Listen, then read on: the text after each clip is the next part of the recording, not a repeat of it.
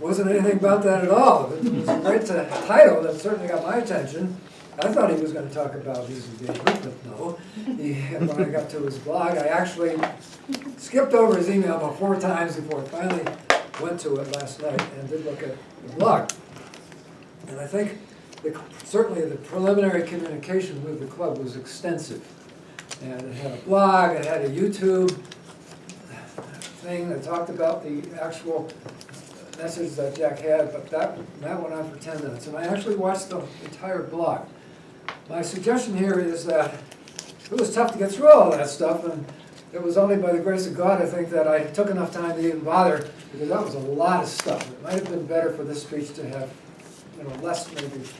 Generally, 1 minute is my cutoff. If there's any kind of a video on there that I click on that's more than a minute, usually the ad itself is 30 seconds, I forget it, and it will be on it. So there was a lot of stuff here. When you got up here, you were kind of low-key in your start. You didn't have that enthusiasm and that dynamism that you often have. Gradually, you worked into it, but you didn't start at the beginning with that dynamicness that could have drawn us into the speech. So maybe for next time, you were so much into this whole thing, you're probably out of energy at that point for a while. So we should start at least energetic. I like the idea that you did bring some other people into your talk, but I would say prearrange this ahead of time so they're not caught off guard.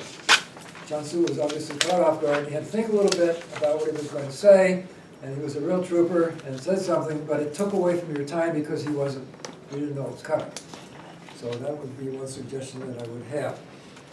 And you did refer to your blog and the internet for future use, so your speech isn't over until whatever you put on that blog that you're going to tell us about tomorrow or whatever is done. So he's really not through with the speech yet.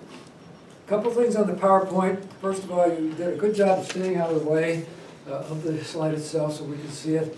One thing I would suggest, particularly with us old guys that have had eye surgery, we had a kind of a bright dark blue lettering on a dark blue screen, which was a little hard to read, and there was kind of a faded yellowish green on a dark green screen, which was almost impossible for me to read. So for us older guys, we need to think about the contrast between the text and the background.